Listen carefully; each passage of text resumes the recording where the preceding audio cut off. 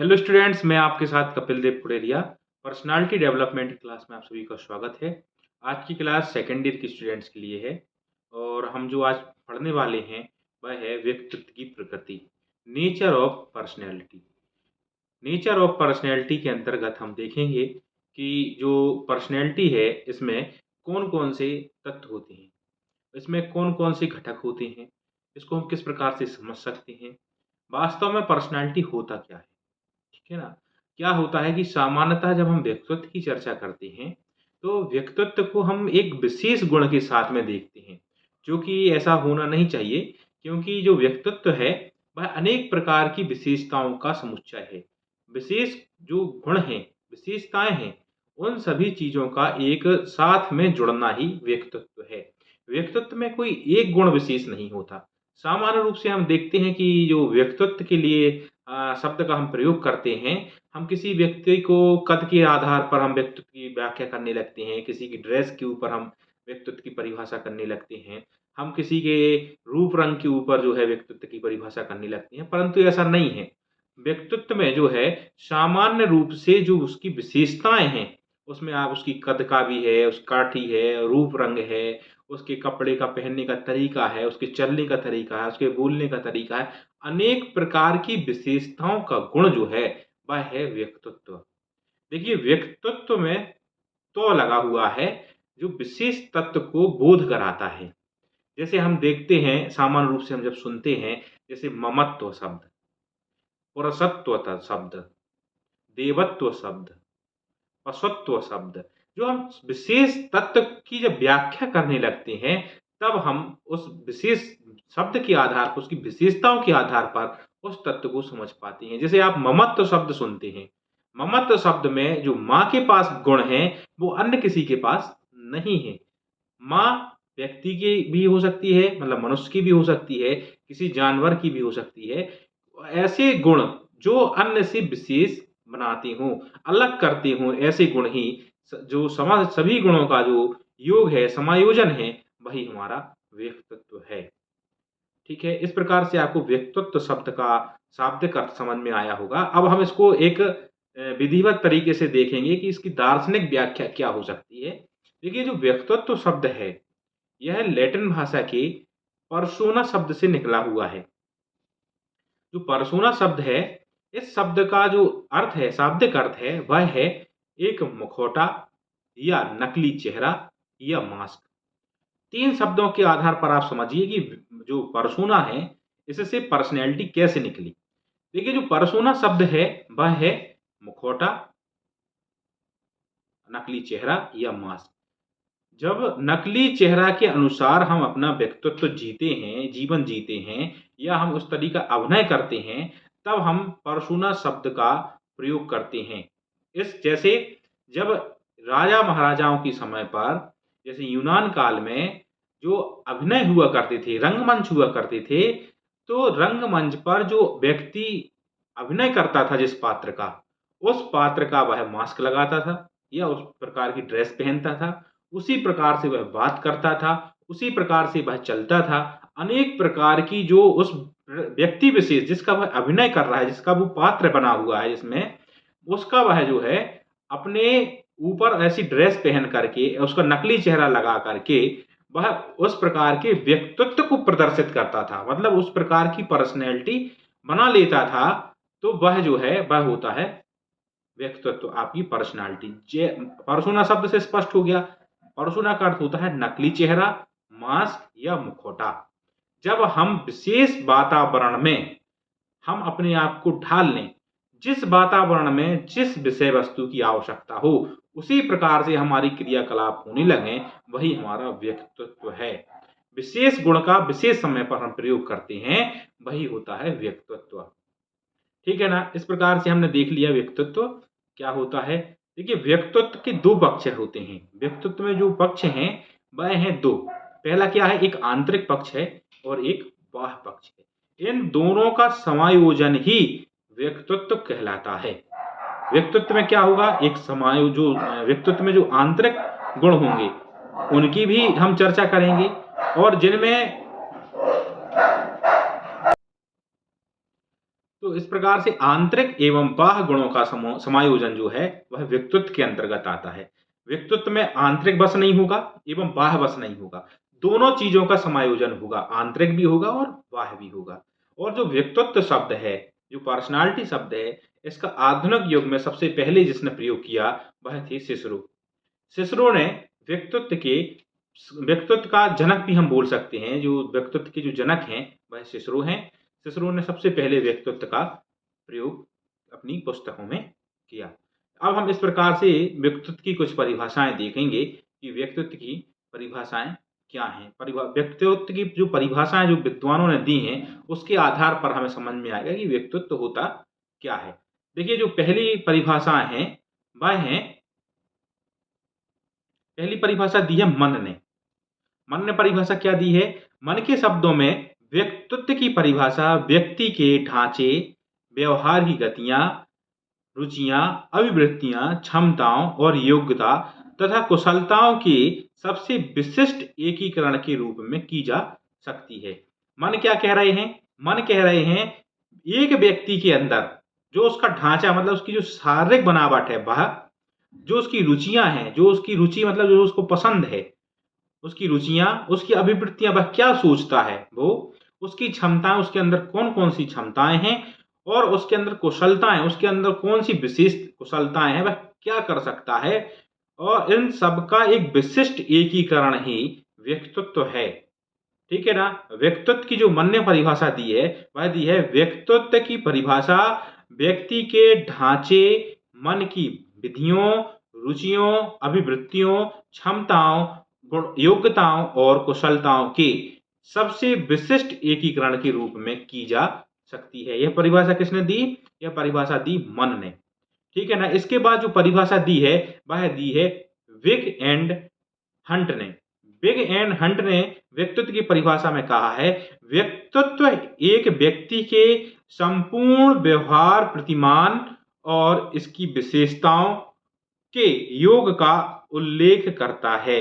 देखिए क्या कह रहे हैं, व्यक्तित्व एक व्यक्ति के संपूर्ण व्यवहार प्रतिमान, ठीक है ना, प्रतिमान व्यवहार, जो उसका व्यक्ति का जो पूरा व्यवहार है, व्यवहार में मतलब उसकी सभी गतिविधियां आ जाएंगी। कौन कौन सी आ जाएंगी? उसका चलने का, उसके बोलने का, उसके उठने का, पढ़ने का, समझाने का, अपने विचारों को प्रकट करने का, सभी तत्व जो व्यवहार में वह अपने करता है, वह अपने स्वभाव में करता है, वह सभी व्यवहारों का प्रतिमान एक साथ में होना ही व्यक्तित्व कहलाता है। ठीक है। इसके बाद जो अल्फोर्ड है, अल्फोर्ड ने व्यक्तित्व की परिभाषा दी है वह इस प्रकार से है, व्यक्तित्व व्यक्ति के उन मनोशारीरिक अवस्थाओं का गतिशील संगठन है जो उसके पर्यावरण के साथ उसका अद्वितीय सामंजस्य निर्धारित करता है। अल्फोर्ड क्या कह रहा है? व्यक्तित्व व्यक्ति में उन मनोशारीरिक अवस्थाओं का गतिशील संगठन है। शारीरिक जो उसकी जो मनोशारीरिक शब्द का वो प्रयोग कर रहे हैं, मतलब जो उसके मन में जो क्रियाओं का करने का, अवस्थाओं का जो क्रियाओं का जो अवस्थाओं का गुण है, वह जो है उसके गतिशील करना, मतलब उसके जो शरीर में, जो उसके मन में जो विचार हैं, उन विचारों का गतिशीलन ही व्यक्तित्व है। और उसके साथ साथ वो क्या कहते हैं, पर्यावरण के साथ समायोजन। बिल्कुल जो पर्यावरण है, जो वातावरण है, जो उसको चाहिए है, उसके साथ ही वह अपने आप में पूर्णता ढाल लेता है, वही होता है व्यक्तित्व। इस प्रकार से हम देख सकते हैं कि व्यक्तित्व की जो विशेषता, जो परिभाषाएं दी गई हैं, विभिन्न प्रकार के विद्वानों ने भिन्न भिन्न प्रकार की परिभाषाएं दी हैं। देखिए, व्यक्तित्व को विशेष शब्दों में तो नहीं बांधा जा सकता, पर उसको विशेष विद्वानों की जो परिभाषा है उससे समझा जा सकता है कि व्यक्तित्व होता क्या है। देखिए, व्यक्तित्व की जो परिभाषाएं विद्वानों ने दी हैं वो लगभग सभी ने एक जैसी ही दी हैं कि व्यवहारों का समायोजन, जो आपका व्यवहार है, उन सभी व्यवहार की जो गतिशीलता है, जो गतिमान है, जो आपके विचार हैं और जो आपकी शारीरिक गतिविधियां हैं, उनका एक ऐसा समायोजन करना कि जो एक विशेष परिस्थिति में वो आपको एक अनुकूलता प्रदान करे और उस अनुकूलता से आप विषम से विषम परिस्थितियों से बाहर निकल सकें। ठीक है ना। इस प्रकार से आपको व्यक्तित्व का वर्गीकरण पता चला। ठीक है ना। इसके आधार पर हम क्या करेंगे इसके आधार पर हम देखेंगे कि व्यक्तित्व के प्रकार किस किस प्रकार से हो सकते हैं या व्यक्तित्व को हम किस प्रकार से समझ सकते हैं। देखिए व्यक्तित्व जो वर्गीकरण है या व्यक्तित्व के ऊपर जो दृष्टिकोण है, उस दृष्टिकोण को हम देखेंगे किस प्रकार से व्यक्तित्व का वर्गीकरण किया जा सकता है। देखिए जो भारतीय दृष्टिकोण में व्यक्तित्व को 3 प्रकार से विभक्त किया गया है। कौन-कौन से उससे विभक्त किया गया है? 3 प्रकार से। पहला क्या है? पहला है सतोगुणी, दूसरा क्या है रजोगुणी और तीसरा तमोगुणी। भारतीय दृष्टिकोण ने जो शरीर के अंदर गुण हैं, उन गुणों के आधार पर व्यक्तित्व का वर्गीकरण करके व्यक्तित्व को परिभाषित करने का प्रयास किया गया है। पहला क्या है? पहला है सतोगुणी। यह शरीर के अंदर ऐसा गुण होता है जो व्यक्ति को शांत रखता है। यह गुण एक आदर्श गुण है। जैसे किसी व्यक्ति को हम देखते हैं, जो महान व्यक्तित्व हम देखते हैं, उन महान व्यक्तित्व के अंदर यह सतोगुण पाया जाता है। यह ऊर्जावान होते हैं, कद-काठी इनकी बहुत अच्छी होती है और अपनी प्रखर बुद्धि के आधार पर यह समाज का प्रतिनिधित्व करती हैं। जैसे हम देखते हैं स्वामी विवेकानंद, स्वामी शंकराचार्य, आदि गुरु शंकराचार्य और अनेक विद्वान हैं जो सतोगुणी गुण के व्यक्तित्व के होने के कारण यह सतोगुणी की श्रेणी में आते हैं, जो समाज का कल्याण करते हैं। इसके बाद आता है रजोगुणी। रजोगुणी तत्व जो है, यह इसमें क्या होता है कि अच्छे गुण भी होते हैं, मतलब आदर्श भी होता है और निम्न व्यक्तित्व भी होता है। आदर्श व्यक्तित्व होता है और निम्न व्यक्तित्व होता है। इसके अंदर दोनों प्रकार का समुच्चय पाया जाता है। ये कभी-कभी सात्विक बहुत अधिक हो जाएँगे और कभी-कभी ये बहुत हिंसक हो जाएँगे। इनके अंदर जो है बहुत जो काम वासनाएँ हैं, ये बहुत ज़्यादा बढ़ जाती हैं और जब कभी ये धार्मिकता के ऊपर आते हैं, तो इतने अधिक धार्मिक और इतने संयमित हो जाते हैं कि आप कल्पना नहीं कर सकते। मतलब ये दोनों स्थिति जो सतोगुणी और तमोगुणी का जो बीच का मार्ग है, वह होता है रजोगुणी। जैसे हम सामान्यतः कह सकते हैं राजा-महाराजाओं वाला ही स्वभाव, ठीक है? ये कभी-कभी आदर्श हो जाती हैं, कभी-कभी ये बहुत बुरे हो जाते हैं, तो इस प्रकार से हम कह सकते हैं। इसके बाद हम देखेंगे जो तीसरा है तमोगुणी। तमोगुणी जो है यह निम्न व्यक्तित्व की श्रेणी में आता है। इसकी प्रधानता होने के कारण व्यक्ति आलसी हो जाता है, इनको खाना-पीना बहुत शौकीन होता है, ये भौतिकता के प्रति ज़्यादा संलिप्त होते हैं। ठीक है ना? जो व्यक्तित्व होता है इनका यह निम्न स्तर का होता है। तो इसके प्रकार से हम भारतीय दृष्टिकोण से देखिए हमने देख लिया। इसी प्रकार से भारतीय दृष्टिकोण के अंतर्गत आयुर्वेदिक दृष्टिकोण भी इसमें दिया गया है, जो वर्गीकृत करता है। जो पहला वर्गीकरण किया गया है वह है वात, दूसरा पित्त और तीसरा कफ। जो आपने सतोगुणी, रजोगुणी और तमोगुणी पढ़ा है, उसी प्रकार से आपका वात, पित्त और कफ होता है। शरीर के अंदर 3 प्रकार के पित्त पाए जाते हैं, वात पाए जाते हैं, कफ पाया जाता है। ठीक है? जो द्रव्य होते हैं, इसके हिसाब से ही शरीर का कार्य करने का क्षमताएँ उत्पन्न होती हैं और इसकी अधिकता या कम होने से शरीर के साथ-साथ मानसिक स्थितियाँ भी प्रभावित होती हैं। जैसे जो वात होता है जैसे वात की प्रधानता होने वाले व्यक्तित्व में यह व्यक्ति बहुत फिट होते हैं, इनकी ऊर्जा का स्तर बहुत होता है और यह अनेक प्रकार के असाधारण कार्य को कर सकते हैं। इसी प्रकार से जो वात के बाद पित्त है, पित्त में क्या होता है ये कभी-कभी जो है बहुत ऊर्जा से भर जाते हैं और कभी-कभी बहुत आलस खाने लगते हैं।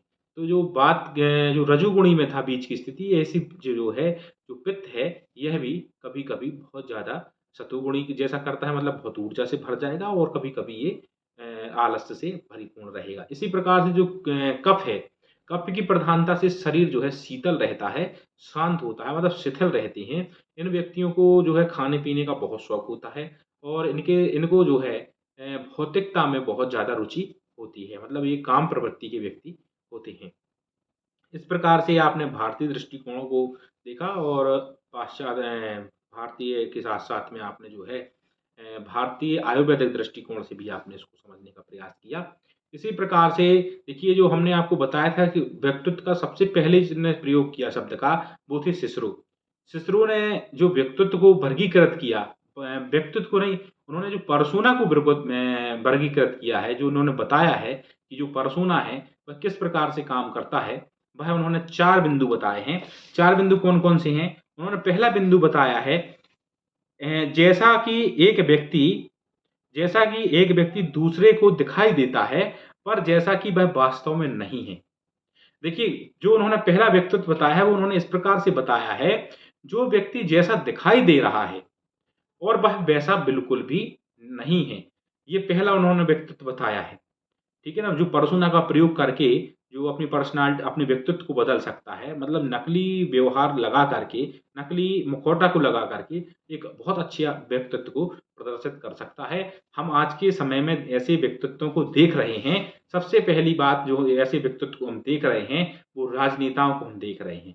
राजनेता क्या करते हैं कि बहुत आदर्श दिखाएँगे अपने चरित्र को, बहुत आदर्श हैं, ईमानदार हैं, निष्ठावान हैं, अनेक प्रकार की बातें लिखी रहती हैं, नहीं बोलेंगे।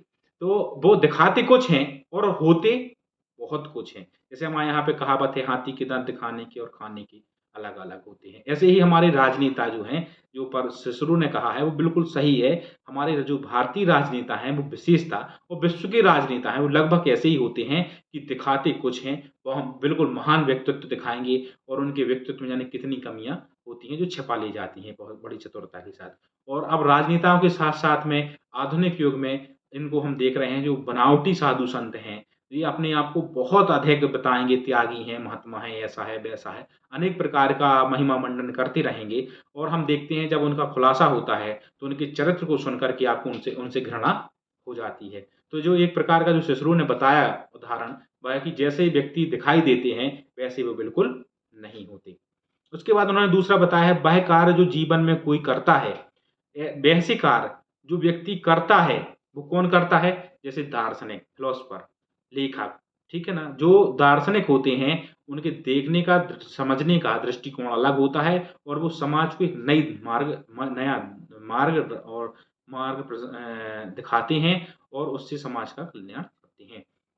तीसरा क्या है? व्यक्तिगत गुणों का संकलन, जो एक मनुष्य को उसके कार्यों की योग्य बनाता है। देखिए, अपने क्या कह रहे हैं तीसरे में? व्यक्तिगत गुणों का संकलन। जो आपके अंदर गुण हैं, उनका संकलन करना और उन संकलन के आधार पर आप उस किसी क्षेत्र में एक विशेषता करते हैं, कुशल होते हैं, वह आपकी पर्सोना से आप इसको कर सकते हैं। और जो चौथा उन्होंने बताया है, विशेषता और सम्मान, जैसे कि लेखन और शैली में रहता है। जो विशेषताएँ होती हैं और जो सम्मान होते हैं, वह आपके लेखन के कार्य से, आपकी शैली से जो है प्राप्त होते हैं। इस प्रकार से उन्होंने सिसरो ने व्यक्तित्व को 4 प्रकार से बताया है कि व्यक्ति के जो कार्य हैं, वो 4 प्रकार से हैं। इसका ऐसे प्रयोग अगर आप करेंगे, तो आप व्यक्ति के व्यक्तित्व को बहुत अच्छे से समझ जाएँगे या आप ऐसा दृष्टिकोण अपनाएँगे जो 4 बिंदु बताए हैं, उससे आप व्यक्ति का बिल्कुल एक्चुअल जो वास्तविक है, उस व्यक्तित्व को आप समझेंगे। इस प्रकार से हम व्यक्तित्व का जो क्या बोलते हैं, जो नेचर था, उसको हमने जाना कि व्यक्तित्व में कौन-कौन से पक्ष हैं। इस प्रकार से हमने व्यक्तित्व का जो स्वभाव है, प्रकृति है, उसको जाना। अगर आपको व्यक्तित्व का कोई डाउट लगता है, तो आप बिल्कुल भी पूछ सकते हैं कि आपको कहाँ पर परेशानी हुई है, तो हम उसके ऊपर हम चर्चा करेंगे। और आशा करता हूँ कि आपको इस वीडियो के माध्यम से व्यक्तित्व की प्रकृति समझ में आई होगी और आप बहुत अच्छे से पढ़ें। यही मेरी आप लोगों से कामना है और प्रार्थना है कि आप अपने जिस क्षेत्र में कार्य कर रहे हैं, उसको बिल्कुल पूर्ण ईमानदारी और निष्ठा के साथ करें। आप लोगों का दिन शुभ हो।